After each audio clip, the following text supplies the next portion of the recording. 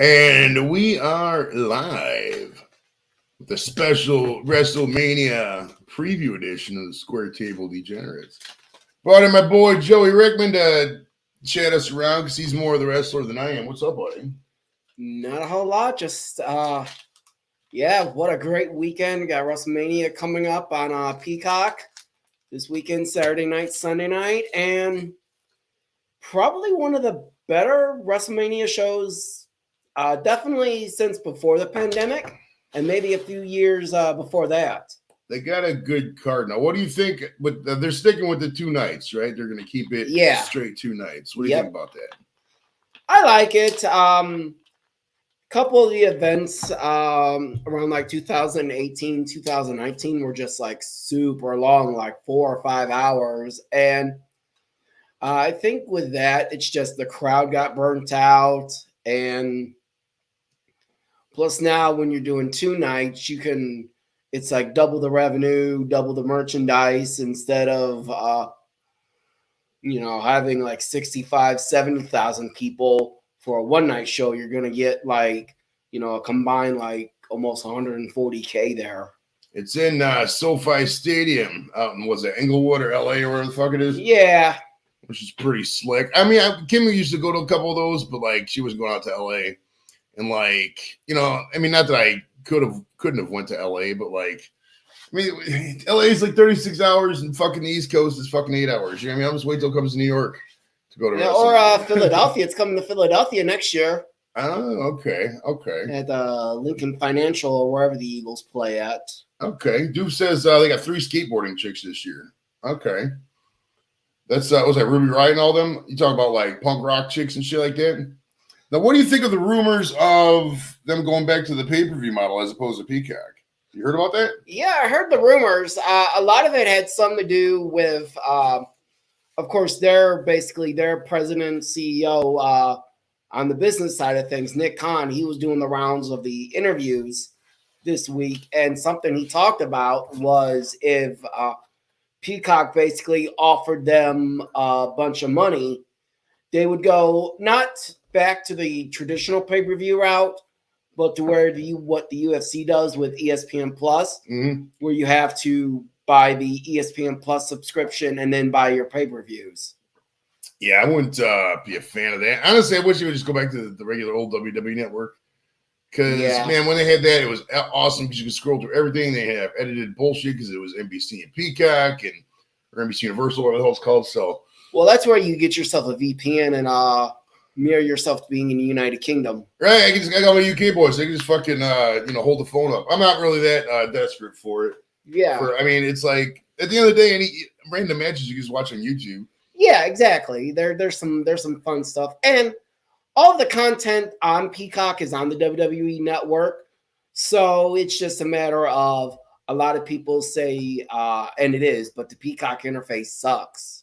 Oh, it's absolutely horrible. Cheers to Dorito. He's out there. Doofer is in the building. BC's in the house as well. Jimmy C's out there as well. Man, you guys are just rocking it, bro.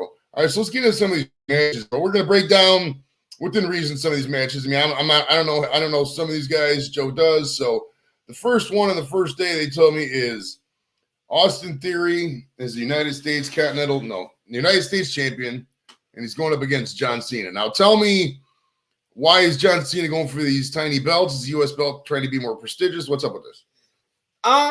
Just first of all, like with John Cena, it's he's coming back very part-time. He's, I see him all over these Hyundai commercials now, voicing over them. And yeah, I mean, the United States title, it's kind of where Cena started in WWE. His first championship was the United States title. And yeah, I think it's just something to put the new kid over, Austin Theory. And I mean, it's only, the problem now, I mean, I wouldn't say a problem, but what they've done in the last like 9 months since Triple H, Paul Levesque took over with creative, since they only have like the one world championship, Roman Reigns being the champion, they decided to make the United States and the Intercontinental title more prestigious than what they've been in the past. As a matter of fact, I think like last year's WrestleMania, like the United States champion and the Intercontinental champion weren't even on the show. So, but now you're looking at, Austin Theory, and then he was a guy that they kind of embarrassed him a little bit a couple months ago. He won Money in the Bank, and he was touted as like the next big thing by like Vince McMahon before he ended up having to take his sabbatical. For those of you who know that story. But like after that, so like instead of cashing in the Money in the Bank on the world champion, he decided to cash in the Money in the Bank on the United States champion, and he lost. That's not good. Yeah. So now, is there any pending Money in the Bank guys out there now, or is everything's cashed in? Everything's cashed in. I think the next Money in the Bank is going to be like in July over in England at I think Sheffield Arena or Wembley Arena or something. So, but yeah, now what WWE is doing is they're getting cities to pay them money to come and host their pay-per-views. So I mean, after WrestleMania, the next pay-per-view they actually have on the schedule in the continental United States is SummerSlam. Okay. Because they're traveling. Yeah, because they have a show in Puerto Rico. Their semi-annual show they do in Saudi Arabia twice a year, and then they're doing a show in England. So, all right. So who do you think is gonna take? I mean, if it was a regular run-of-the-mill thing, you probably think Cena would pop it. But I mean, are they just gonna have Theory just? Usually these kind of matches, they'll have Theory or Cena will get ready to do something. They'll be distracted, and then, somebody will hit Cena with the chair, and then Theory will win like that and still retain the title. But it'll be like somebody. What do you think is going to happen here? I think Theory retains. I wouldn't be surprised if Cena won, though. There's a lot of talk that Cena will like win the title from Theory and then lose the title to somebody else on Raw. And then that person will then feud with Theory. And honestly, I just think at this point, I'm a big fan of Theory. He's young. A lot of people like say he reminds them of Randy Orton in early 2004 when he was part of Evolution and stuff. Okay, that's going way back. How old is, because Orton was fucking shit. He was what, 24, 25, 26? How old is Austin Theory now? I want to say he's like mid to late 20s. Okay. So, yeah, I mean, he didn't spend a lot of time in NXT, but he was like one of the top guys on the indies before he ended up signing with WWE. Okay. Weedwar says Austin will beat Cena dirty somehow. That's what I'm thinking. It'd probably be an Austin win, but with like, some kind of distraction. But I don't think it'll be like his distraction fault. You know how that kind of thing goes. Like, so you're like, oh, what's going on? They get whacked in the head with a chair or some shit. Cena will take him lightly because that was the whole like build up to the match. It was like Cena telling Theory that he wasn't ready for anything like that. So I think it's more like Cena will like probably take him lightly, and then Theory will pin him. Cameras go. I got there we go. I got the GoPro set up now, so it's gonna time out. I don't know how to work that yet, so we'll figure it out in time. All right, so pretty much everybody's thinking that's gonna happen there. All right, the next matchup we got is it's a girls match, a women's match, however you want to call it. You got Rhea Ripley versus Charlotte Flair for the SmackDown Women's Belt. Now they've been pushing Charlotte Flair so much, almost to the point of insanity. Like, why so much of Charlotte Flair? What? I mean, is this going to be another Charlotte Flair romp, and then Ric Flair's going to come out and go woo and some stupid shit? What do you think is going to happen here, Joe? No, actually, I think just the opposite. I think Charlotte Flair is just this. For Charlotte Flair is there to make this Rhea Ripley's moment. For those of you who don't know, Rhea Ripley, she's like this goth chick hanging out with Dominic Mysterio. And yeah, this match actually might main event Saturday night, the night one of WrestleMania. But yeah, I think this is like all set up to make Rhea Ripley a star. And this is actually a rematch from when they had the pandemic WrestleMania back in when they had the pandemic WrestleMania back in their gym in 2020. And at that time, Rhea Ripley was the NXT Women's Champion, and Charlotte Flair beat her. The thing with Charlotte is she's clearly been a transitional champion. She beat Ronda Rousey for the belt back in December. So, but after that, she really hasn't done much. Rhea Ripley's pretty badass. Man, I'm not gonna Oh, lie. I know. I don't really know. watch. I'm like Weed Wars. He's not too much women wrestling because a lot of it's just the silicone and whatever. They got some real good athletes in there, but Ripley's one of them. She's raw, dude. She's a good specimen. She's a good wrestler. She's got a good gimmick. I think she's good on the mic. I really hope she wins. I know how they do with Flair though. They're just they just fucking push her so much. The biggest problem with that match is I think they're turning Ripley babyface when she's better off as a villain. Oh yeah. Now it could be like after like she wins the title, they give her moment, she goes back to being a bad guy, like in the next week or so. So you're looking at that situation. Yeah. So who do you think is gonna end up winning this bad boy? I think Ripley takes it. I'd be shocked if she didn't.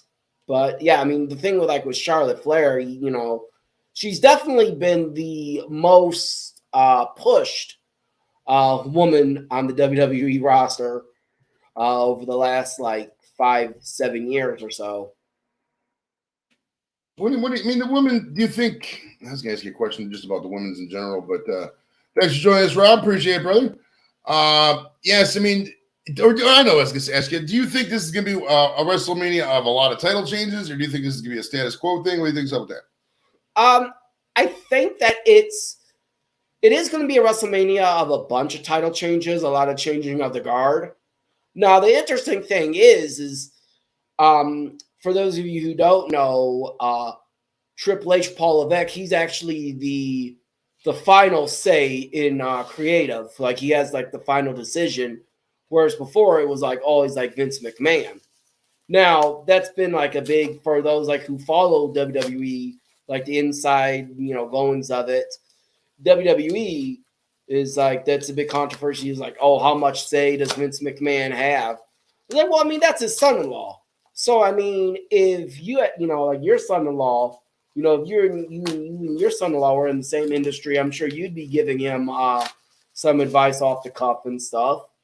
So, yeah, if my son-in-law and me was in the wrestling business, that motherfucker knows everything I said, especially about financing that shit.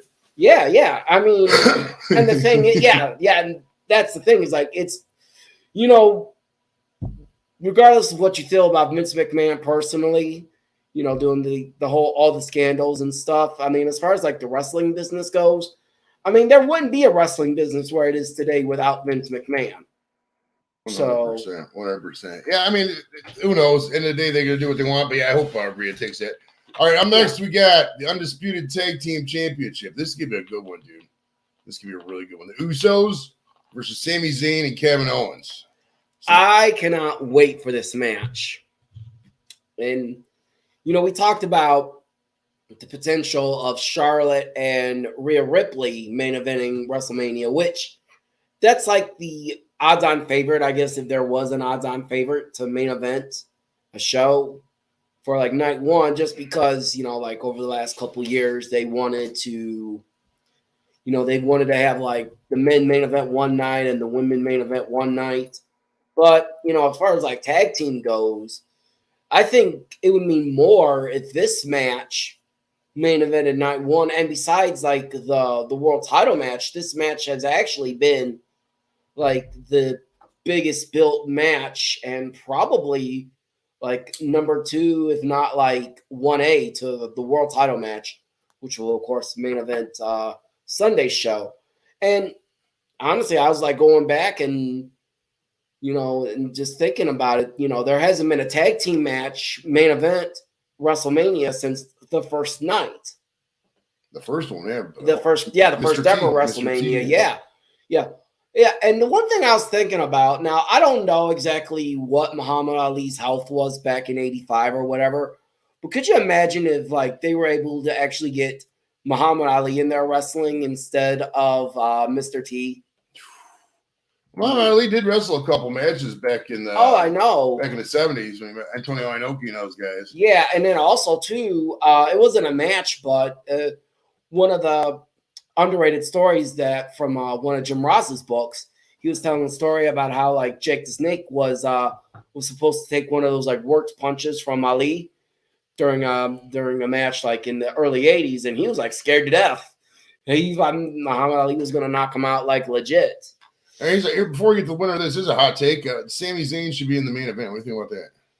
That's a lot. A lot of people were saying that, and honestly, Zayn is great.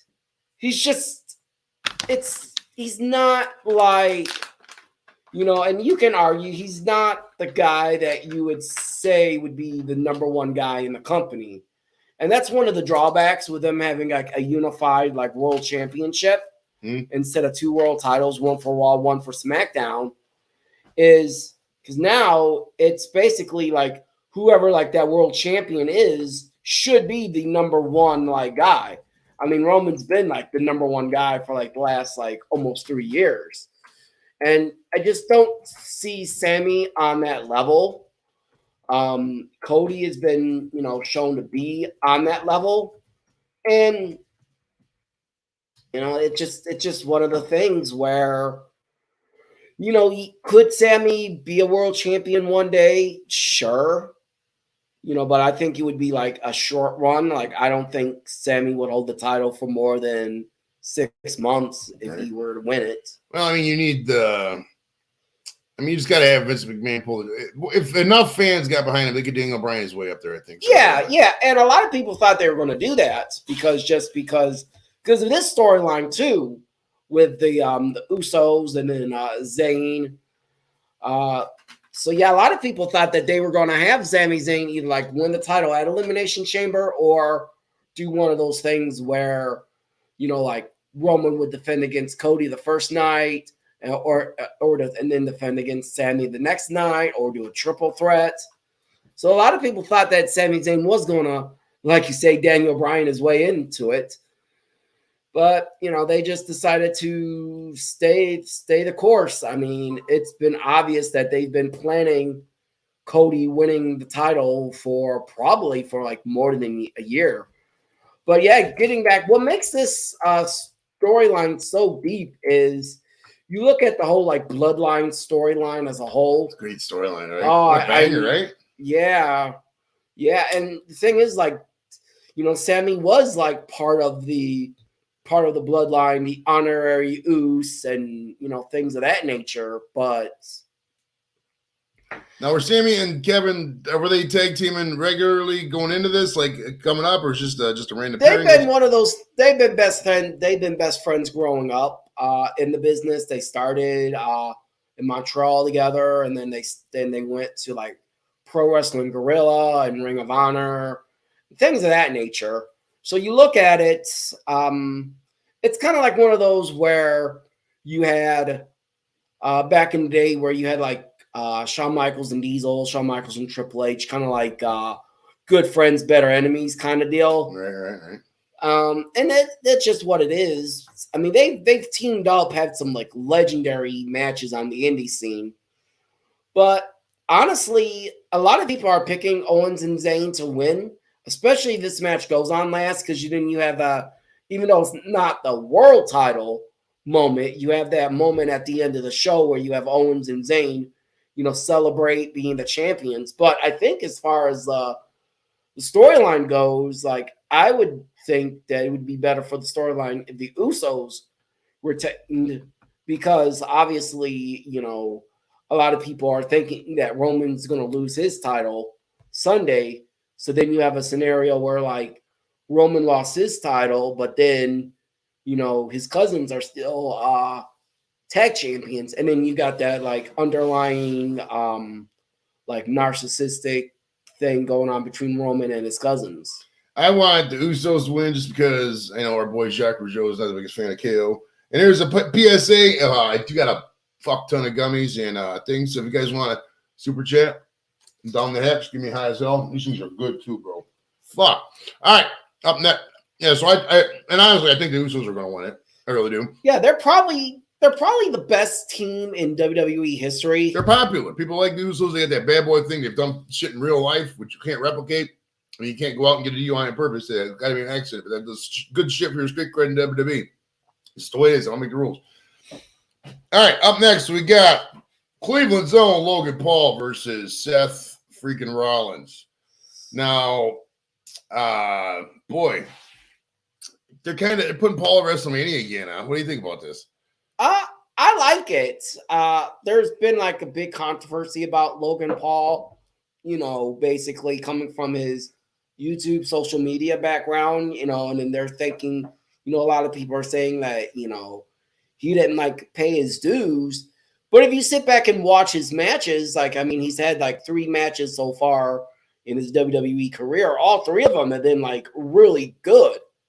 So it's just like, okay, yeah, he's given every opportunity because of who he is, but he makes the most of those opportunities. And, and like when he first like signed his WWE contract last year, a lot of the indie wrestlers were like getting upset, like, oh, why are you giving him a contract and not like, not like Joe, no offense, but Joe Schmo working down at the Odeon, getting thrown off balconies for a hot dog and a handshake. Andrew wants to know he's bringing his sparring dildo too. Remember that one video when he was punching that dildo? Oh, it's fucking great. That's great. Yeah. So it just. Now is Seth any champ? Is this just Seth's not a champion or anything, right? This is just a regular match. Yeah, this is just a grudge match. Is it no DQ or anything like that? Or is it just regular?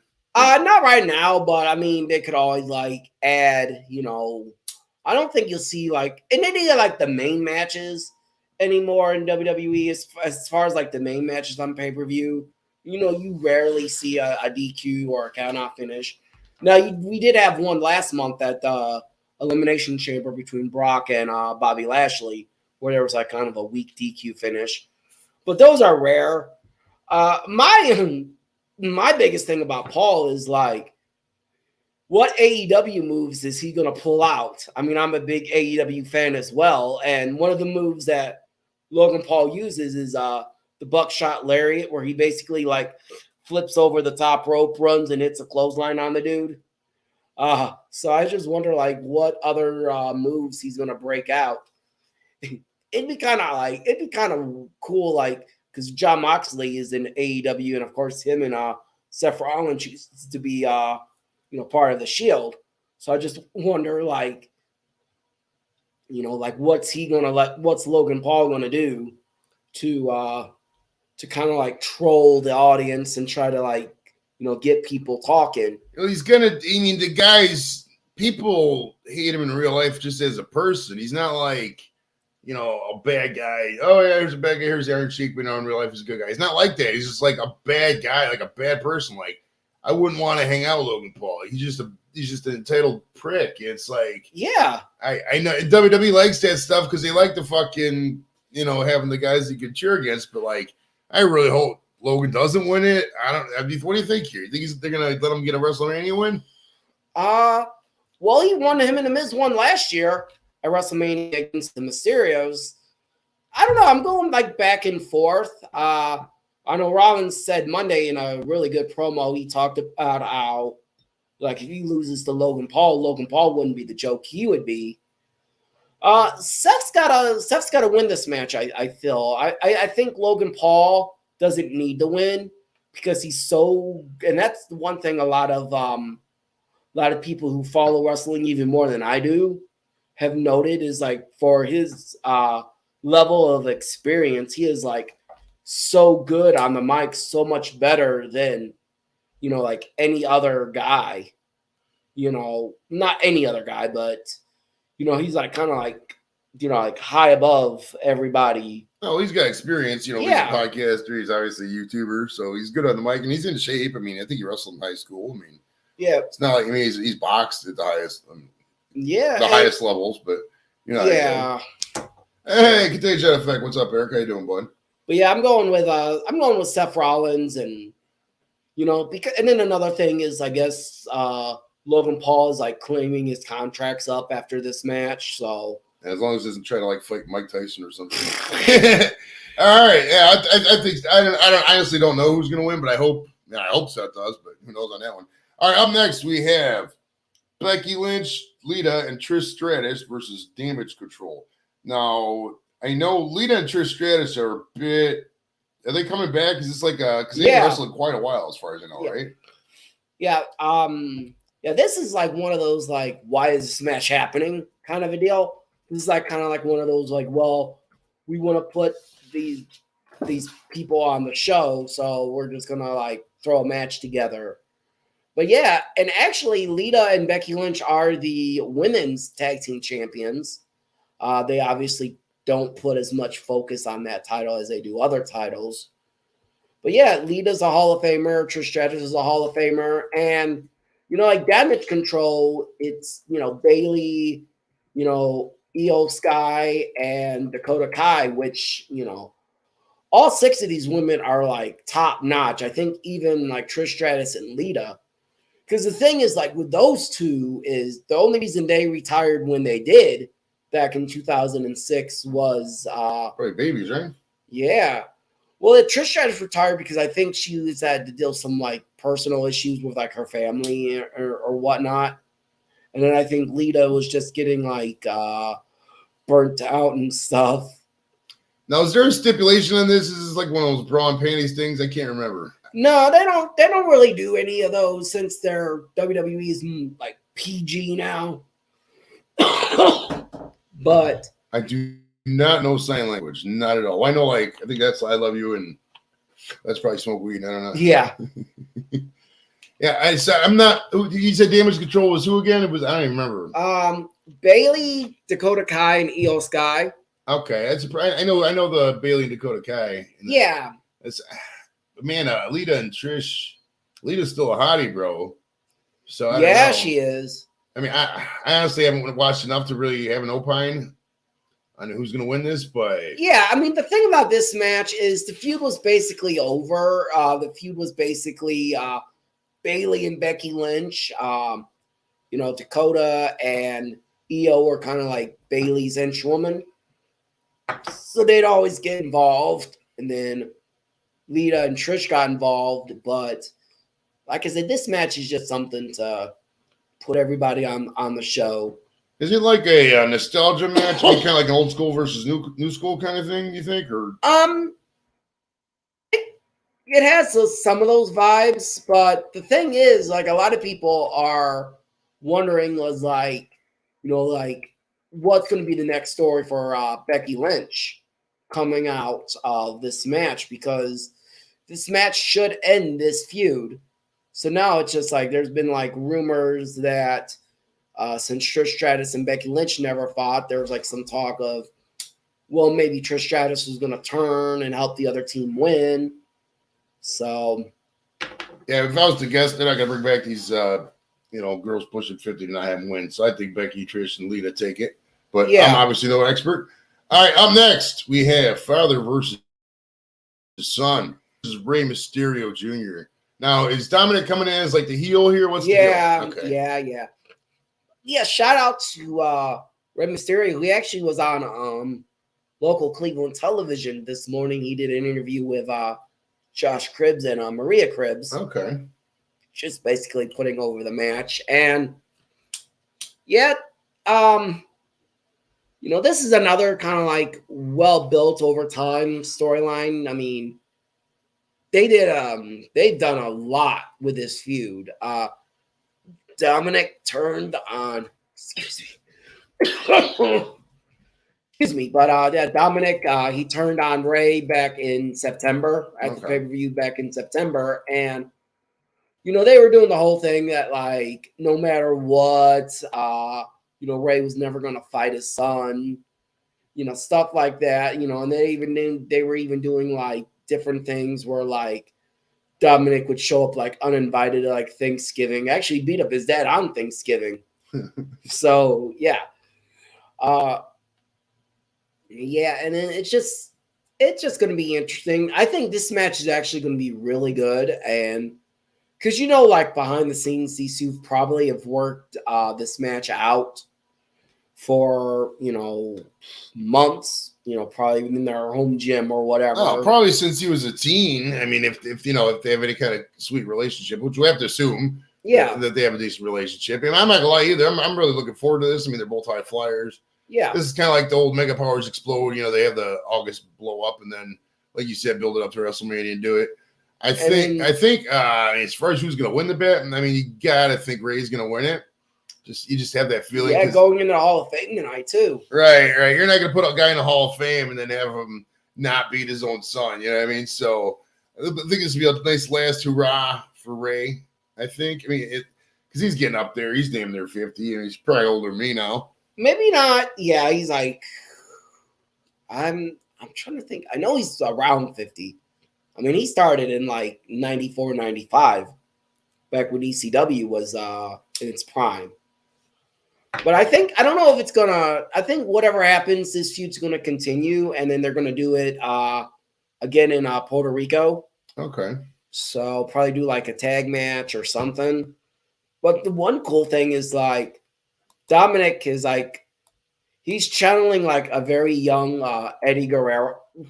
And what was cool but interesting thing about that was they were doing a storyline back in 2005 when Eddie Guerrero basically claimed he was Dominic's real father. I remember that. And now it's just like, yeah, exactly. I'm like looking at that and I'm like, well, wait a minute. Was that really a storyline? Is he his father in real life? So. Yeah, that should be going. I mean, there's a lot of good matches the first night. To close out the first night, this will probably be the beginning match, honestly. But we got Braun Strowman and Ricochet. So you got a really big, tall guy and a fucking high flyer. Yeah. Versus the Street Profits versus, I know the Viking Raiders are Alpha Academy. Who's in Alpha Academy? Chad Gable and Otis. Oh, Otis, a big old fat dude. Okay. Now, this is just like it says men's showcase. So this is like basically everybody who's left out of the tag team. Yeah, it's a fatal 4-way tag team match. Just 4 tag teams. It's a mid-card match. Should be good. They really, I don't know. Some of those guys, I mean, I like the Viking Raiders. One guy's from down the street here in Cleveland, Rayro. But I think they really misuse him. I think the gimmick's kind of weird. Yeah. Kind of dated. They've already done so many of those kind of Viking gimmicks. So I don't know. Street Profits are okay. I just don't think they have the charisma to really be popular like that. As far as who's going to win this, I mean, I have no idea, to be honest with you. Probably whoever they're thinking about pushing, really. Yeah, and you're looking at probably like whoever does win this match, maybe being the next challengers for the tag. All right. Yeah, for the tag titles. Yeah, I mean, it's probably like a little informal tournament kind of thing, I would say. Yeah, like kind of like one of those like unofficial number 1 contender matches. But a lot of people are saying like because these 8 guys, even though they don't feature them very much, they're all like super talented. So you're looking at like, you're talking about like show-stealing matches where, these 8 guys could go out there and say, okay, you got like 10 minutes. This is the finish. And then in that 10 minutes, they're going to go out there and really, knock it out of the ballpark. And, Weedward says bathroom break match. I don't know anymore now when they're on fucking Peacock and all that. You get plenty of breaks, dude. You don't have to worry about breaks. They'll have 10 minutes of hype leading up that. Yeah. There's going to be a lot of, there's going to be a lot of like hype videos and stuff like that. It's not like the old WrestleManias where you pay $60 and you match. No, this is commercially authorized. Yeah, exactly. All right, we're heading to day 2. This is a good looking one. Undisputed Universal Champion. I think Roman Reigns is like the 3rd longest champion in WWE history against Cody Rhodes. Now, what do you think about Cody Rhodes coming back and getting it like right away, right up in the main event? Do you think they should have? Hey, what's up, Mojo? Do you think they should have built him up for another year instead of just the whole Batista get it at WrestleMania or get it at the Rumble and right into the thing? It's just such a quick ascension. Not that I don't have anything wrong with Cody Rhodes. He'd be a good face of the company. Do you think his ascension was a little quick, as all things considered? I don't have a big problem with it. It's just because Cody's that talented, and like the internal numbers for business wise have shown an increase when Cody's been back. See, the thing about Cody was, he left AEW, couldn't come to an agreement with Tony Khan and, whatever that situation was. So he left AEW and, WWE obviously, knowing like the talent in AEW is they're going to push Cody Rhodes and as a way to try to get other people to come in or come back from AEW to be like, hey, this is what we did for Cody. Can you imagine, what we're going to do for you? Now, the story on TV is just talking about Cody wants to win the one title. His dad never won. His dad was never a WWF champion. They did a match, I think, back in the 70s with him and superstar Billy Graham. Get well soon, by the way. Superstar has been failing health. All the years of steroids and stuff has gotten to him. So, yeah. So they did the match back in the 70s where, like Dusty thought he won the title, but it was like a disqualification. So, and then when Dusty, he was famous for that, like, make you think he won the title, but then he never did. So Cody that's kind of like his kind of like mission, like why he came back to WWE was to win the title. For those of you who remember, he was in WWE before and they gave him that horrible Stardust gimmick. And that's great. I like the colors in the Stardust gimmick. I know it wasn't good, but yeah. I'll tell you what gimmick was really good, and we're talking about guys who should be in the Hall of Fame. Dustin, Goldust, man, that was one of the best characters. That was underrated, one of the best characters of all time. Goldust is such a good worker. What a great. And he's training. He's working at the school with like Jacques Rougeau's going to send the winner of his contest. Right. So if you're asking me who I really want to win this match, obviously for selfish reasons, I want Cody Rhodes to win it because. He's training down at the Hell's Academy or Nightmare Academy down in Georgia. Nightmare Factory or something. Yeah, Nightmare Factory. That's it. Yeah, so I'm hoping Cody does. I mean, you gotta think after all these years that they're gonna let Cody win it, but you never know, man, because like Vince is known to piss people off. So maybe there's a meme going around on social media, and it's like Triple H with like the pissed off face and be like, yeah, Triple H's look when Vince calls the audible and has Roman retain. And the thing is, you can say like guys don't deserve their push. I mean, Cody deserves it. It's such a great story. Some people might be upset that he kind of like cut the line, so to speak, where like you said, he left, formed another company, and then he came back and basically, I mean, I don't think Cody's looked weak at all since he came back last year. He made his comeback against Seth Rollins. Last year's Wrestlemania was his return. Beat Seth Rollins, beat him 2 other times. I mean, he even beat Seth Rollins with a torn pec, and his chest was all bruised all to hell, and he still beat Seth Rollins. So, I mean, that's a good point. Leadwar says, do you think he says no way Cody goes over? Do you think Cody can go over with the fans? Cody's pretty popular with the hardcore wrestling fans. I think that Rhodes legacy, that's like that last, group of guys connected to the 70s and 80s. I think they really like that angle on it. I mean, Cody's good on the mic. No, I mean, he got a little bit of a lisp, but I mean, I got a little bit of a lisp too. It happens. It's, I mean, he's a lot younger than I thought. I thought he was in his 40s. He's only 37 years old. So that's right in your prime. I mean, when Hogan was in his prime, I was right in his late 30s. So I think Cody can get over. He says maybe not down the line, but he will get the belt. Okay, I'll say he's saying that now. Okay. That's a possibility too, because I know a lot of people want I mean, I personally would love to see Roman Reigns win and keep the his title reign alive, but this is like the best storyline wise. This is the best opportunity for Roman to drop the title to where it would like make sense in a storyline thing. Now it could be like one of the things like we were talking about earlier with Cena was they could say like, well, Cena could win the US title and then lose it to Cody. That way Cody could still be like US champion, or something. Because the thing too is Roman is allegedly supposed to be taking some time off after WrestleMania, probably not coming back to the Saudi Arabia show. I could see that. I could see that being the reason why he does lose. I mean, you know how it goes, but like, or that because like he does probably. I mean, just to spend some time with his family. And doesn't he have a kid? I think he has a kid. Yeah, he's got kids. Maybe make him a little bit of a movie. Who knows with that guy? I mean, the chicks like him, so he just wants to sit around and do cameos a little bit. But I definitely pretty much think Cody's going to win that. I think that's a kind of a lock at this point. No, I mean, I think it's closest thing to a lock as you can get for a WrestleMania main event. I definitely can see what they can do coming out of it if Roman does win. Like, because they can even do like a storyline where like Cody doesn't win, but maybe he injures Roman during the match, and then maybe because some people said like Triple H or Vince might be like, you know, bring back like the old like world heavyweight title, you know, and just make like kind of like Cody like an unofficial like interim champion.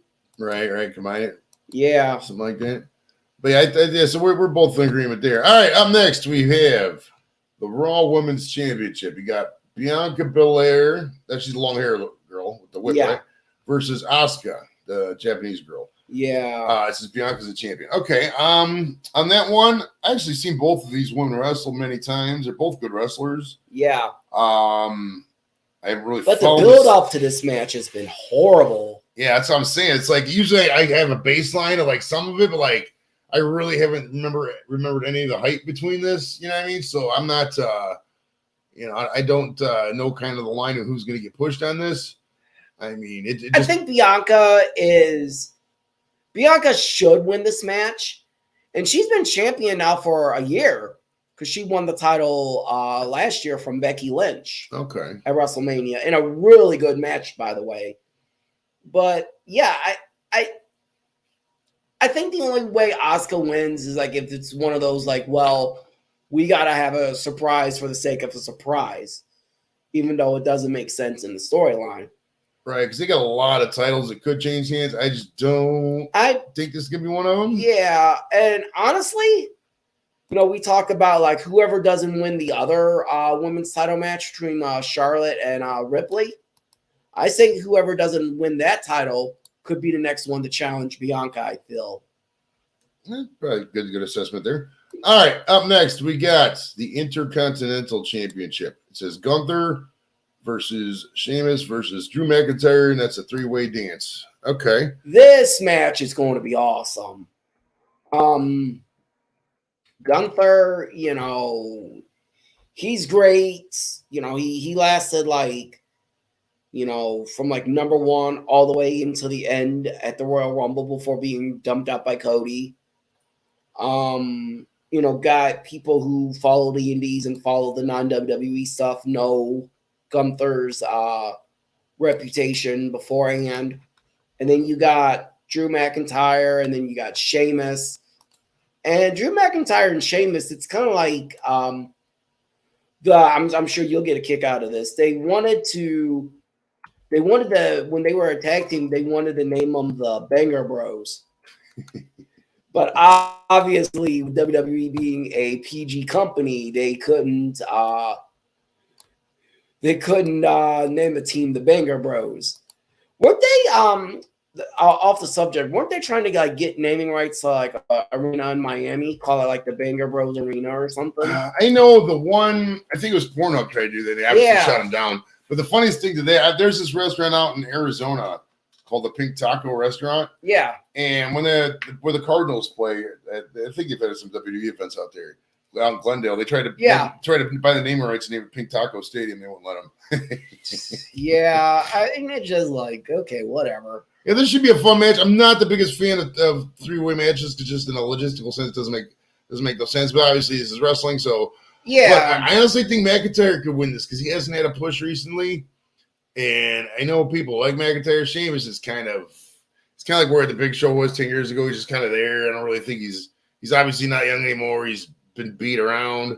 Yeah. So I don't think he's gonna win that. Sheamus, I feel now him and Gunther had like a match of the year candidate back in September when they had a show over in Europe. Obviously Gunther beat beat Sheamus, but I think they actually might give it to Sheamus here, just because like he's had like a career resurgence. Okay. And they've been hitting the fact kind of hard that, you know, the Intercontinental title has been the only title that Sheamus hasn't won in his career.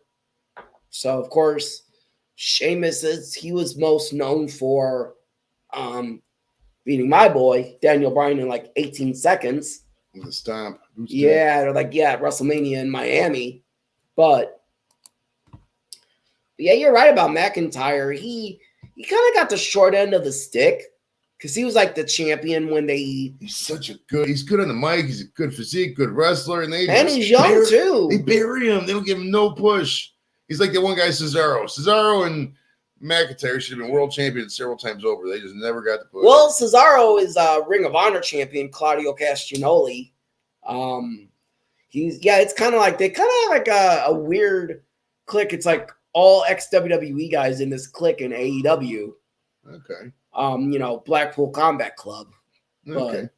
So he Joe thinks that McIntyre or Sheamus is going to win. I think McIntyre's going to win and watch fucking Gunther retain the title. We'll see. That wouldn't be surprised. I think Gunther, we were talking about long title rings. I think Roman's at like number 5, like 5th longest. Okay. Yeah, he's right. He's right up because he's the longest. He's been the longest champion since Hogan's first reign. Oh, easily. You know, and Hogan's first reign was like 4 years. I mean, Roman's reign's going on 2.5.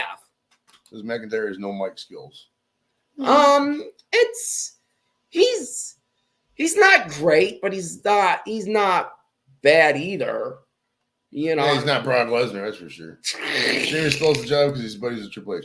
All right, up next we got Edge versus Finn Balor in Hell in a Cell. This should be a good one too, man. They got a lot of good matches in this card. Oh, I know. Well, I mean, that's the one good thing with Triple H taking over creative is like, well, one thing he's kind of like, I think the problem Vince had was he was in charge because he's been in charge like completely since like the 80s, like early 80s when he bought it off his dad or whatever. So it's just like, I think, you know, Triple H, he doesn't have the philosophy that he had when he was running NXT. But I like how like it freshed it up. And one cool thing too is like if you're into the kind of like supernatural dark goth thing, this is actually going to be Demon Finn Balor against like Devil Edge. Now is Edge going to bring out Gangrel and the Brood and all that? Or that's the rumor. That's the rumor. Yeah. Gangrel is in Los Angeles, and then like one rumor is they actually put out a request for AEW to let Christian come back for one night. Okay. But I mean, if Christian comes back for one night for the whole Brood reunion, you gotta have Dustin Rhodes sitting at ringside front row for Cody's match. 100%. I'm not gonna lie, this match is. I love Hell in a Cell. Hell in a Cell is probably one of the best matches they put on. And it's back to the original design, not the cheesy red design they had the last couple of years. And Kim really likes Finn Balor, and she doesn't like Edge, and I really like Edge. I think Edge is an awesome wrestler. He's one of my favorite wrestlers. I'm really rooting for Edge in this one. This will be one where we'll be booing and cheering against each other. Right? It's a really good one. I'm really looking forward to that one. I think Balor takes it just because he's like the leader of the stable. You know, like the whole like Judgment Day, and what Weedboard says is a good point too. Is Edge is getting up there, so this might be like a, you know, one of those last ride kind of thing. Yeah. I think his contract's up, so it's just going to be a matter with Edge, like, you know, how much longer does he want to go? You know, he's definitely more of the Brock Lesnar kind of thing, where they only bring him in for the big shows. The Brood had the coolest intro music. I agree. I like Gangrel's music too. That it was fucking banger. It was banger, bro. Those are the days. All right, up next. I'm really looking forward to this one too. I got to start the camera again. Give me 1 second. Sorry about that, guys. It's gonna be like that until I figure out how to do this. You know me, I'm lazy. So, we got Brock Lesnar versus is it Amos, right? Or Amos? Omos. Yeah. Now, Omos is like 7'3". He's like the Zydrunas Ilgauskas of the WWE right now. He's a hog. He has absolutely no mic skills. I mean, he's from Nigeria, so that's what it is. But, man, they always get Brock to win these kind of matches. All the time it's Brock winning this shit. And I know it's another WrestleMania, but you got to give one. This is the one I really want almost to win, dude. I really want him to win this one. What do you think here, man? What's your take on this match? Yeah, I honestly don't understand why they are having this match, to be honest with you. Well, I mean, I understand is they want to build Brock. They want to position Brock as like the underdog. It's basically the first time Brock's really been positioned as like a true underdog since he had his feud with the Big Show in 2002.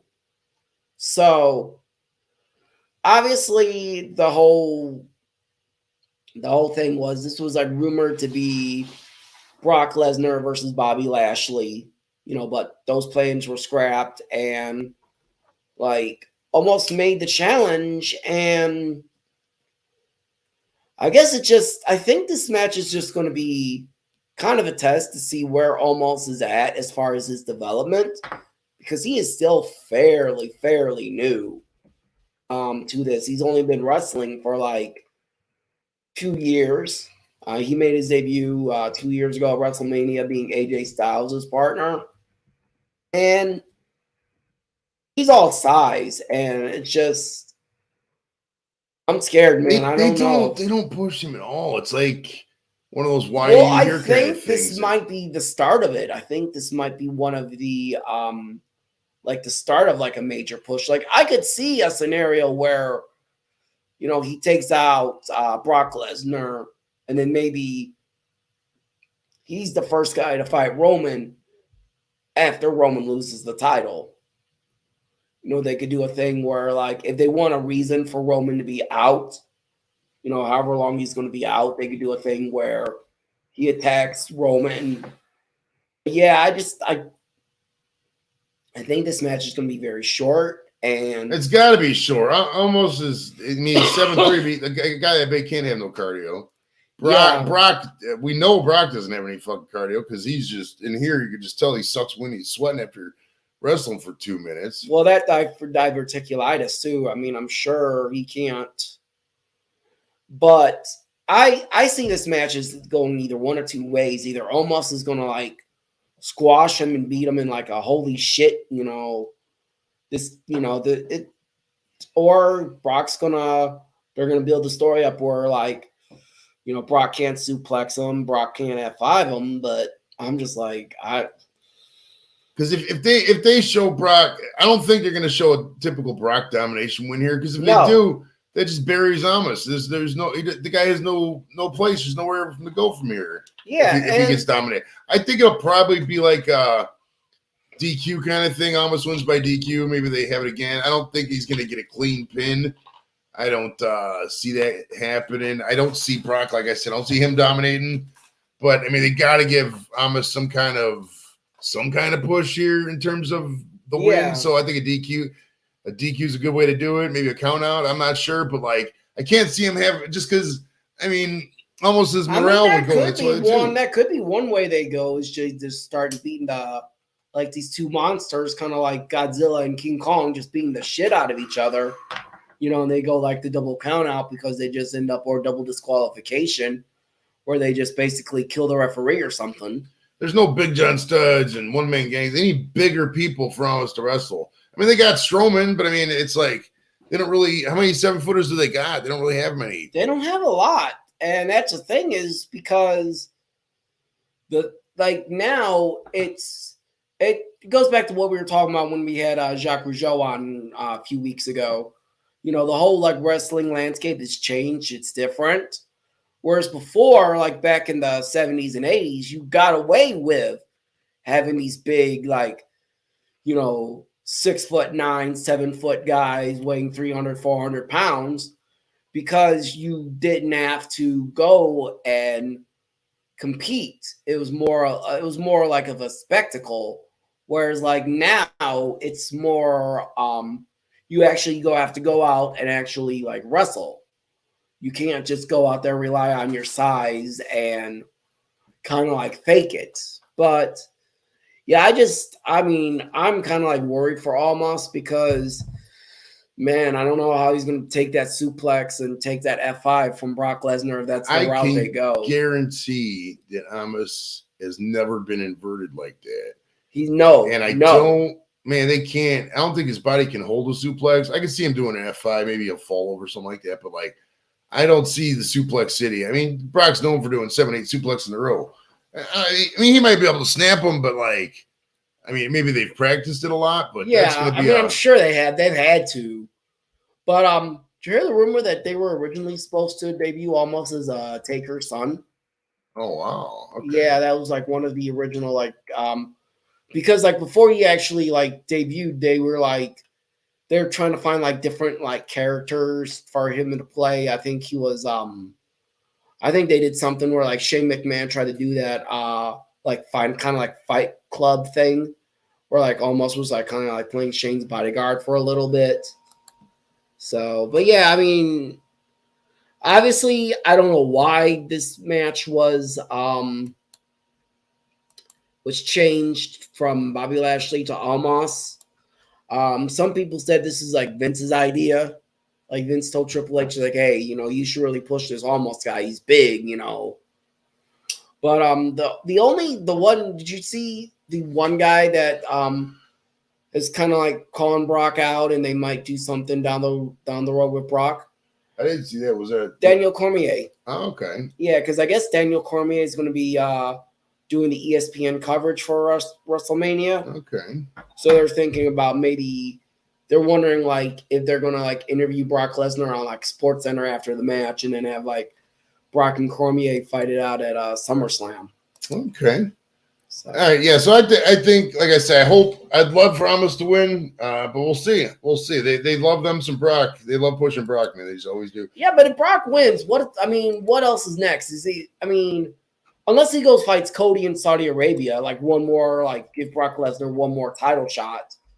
That's basically the only thing I could see them doing with Brock if he were to defeat Almas, was just like, okay, we'll give him one match against Cody. Right. I mean, he's going to go into that twice a year, like you said, for the Saudis and stuff. I don't know, but I found these results on search. Oh, Google's just randomly talking. All right, and this is the final match of the evening. This will probably be the first match of tomorrow. This is a women's showcase. You got Liv Morgan and Raquel Rodriguez versus Natalya and Shotzi versus Ronda Rousey and Shayna Baszler. That's a good fucking team right there. Yeah. And Chelsea Green versus Sonya Deville. Is there any way in the hell Ronda and fucking Shayna don't win this? It's got to be a no-brainer, right? You would think so, but I see the scuttlebug is like Ronda's been hurt, like dealing with some like injury stuff, and that's why they took because she was actually supposed to be the champion going in and fighting, like somebody for like one of the top belts. But yeah, they basically put her in this kind of throwaway tag. Why is Natalya still out there? She's like, she should be retired. Like, it makes no sense to me. Jimmy Neville Neidhart's daughter. Yeah, I mean, they were just basically. I love the gimmick they did a few years ago with Natalya, where basically she was like the world record holder, and they would like always like come up with some like crazy records that Natalya had and stuff like that. So. More said it. Watch if they're all. Oh, we all would watch if they're all naked, but they want to get the 12-year-olds to watch it. I guess the 12-year-olds will probably watch it naked too. They would. All right, now do you think there's going to be any surprises that you've heard? Any? We talked a little bit about maybe the Brood coming back. Any guest entrants or insider sheets you've been reading? Anything that's going to shock everybody coming in or what?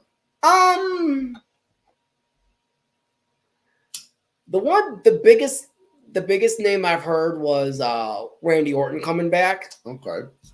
He's been out for almost a year. He like a really bad back, and they say he might be close to retiring anyway. But yeah, Orton. You have the Brood. Like all three, Edge, Christian, and Gangrel. That would be kind of cool. The thing that's not on the list is you still have Bobby Lashley floating out there. He was supposed to fight Bray Wyatt, but that match got canceled because unknown reasons. Yeah, Bray's not in this card. Is he hurt? What's up with him? That they don't know. They don't know if he's hurt or if he got like upset with creative. But yeah, remember he had that like stupid match at the Royal Rumble where it was like the pitch black Mountain Dew match or something. Yes, so Says Randy Orton is boring. He does. I like Randy Orton's smug. I like that about Orton. He'll give you that look. He'll do that. That whole thing. He'll just look at the camera and have that smirk on his face. Yeah, because he was in the Marine. A lot of people don't realize he was a Marine for a little bit. We got so pissed off with the regulations. He was just like, fuck this. I'm gonna leave. Yeah, he just walked out of basic training or tech school or whatever it was. Kind of other than honorable. That's crazy when you think about it. Yeah. Orton. I don't want to say he's boring, but I mean he's definitely one of these like what you see is what you get. And, at this point, you like it or you don't. I know, like, they were trying to, like, team him up with the weed guy, Riddle. Okay. They were, like, calling him, like, RK Bro and, stuff like that. I think Goldust is just aged out. He's too old to wrestle now, at a regular least. Well, he wrestles part-time for AEW. So, but, yeah, he's definitely – I actually kind of wish that – they would do a storyline with Goldust, give him like one last kind of like chase for the title.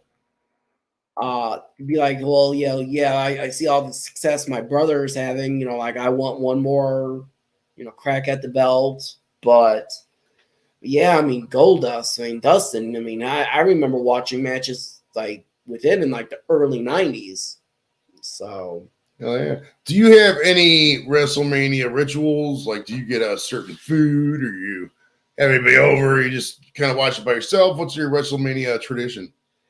Don't really have like much tradition. It's I usually just watch it on Peacock, and I usually watch it at my friend's house, and trying to get her kid into watching wrestling. He's a big John Cena fan, so. Just basically, have some food, but nothing as far as like, this is what we're doing for every WrestleMania. Yeah, we used to get, when we first moved here, we used to get them.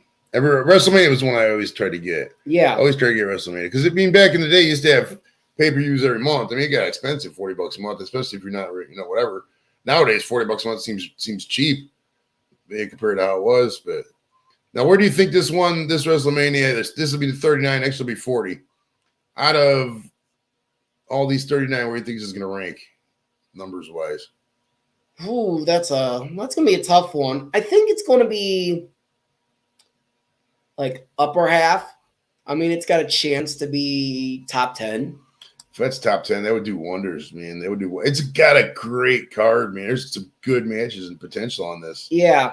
Shredder says 40th. But I think it's gonna be a good one, man. It's I'm not gonna be able to watch. Yeah, I'm not gonna lie. I don't having the network at $10 a month, where the fuck it is, Peacock at 5 or 10 or 8, where the fuck is this? It's 5. You can get Peacock for 5. Because I think I got the Peacock I got it for that, and then it was for that one show that I never ended up watching. Yeah, but I think it should be a good one, man. I'm not gonna be able to watch tomorrow because. Well, what time does it start tomorrow? What time does it start? 8 o'clock. Oh, it's at 8. Okay, I might be able to watch most of it then because I got this daddy-daughter dance thing. It starts at 6 to 9. So I'm able to watch it a little later. And Sunday I'll be able to watch it. So I think Sunday has the better matches. I think just by a hair.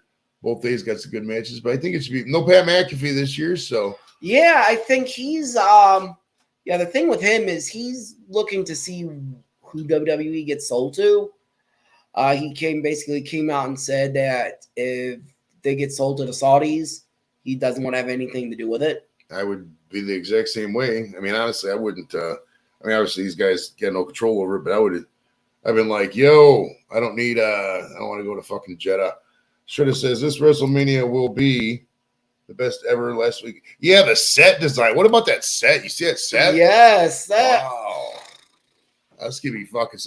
I'm really looking because it is in Hollywood and they got access to a lot more shit out there in La La Land than they do in like fucking New Jersey or Pennsylvania. Yeah, and you're gonna get your celebrities. You're gonna show, and they might even have someone come out and beat up the Miz, because the Miz is the quote unquote host of WrestleMania. Oh, is he? Okay. Yeah, I could see. The Miz is from Cleveland.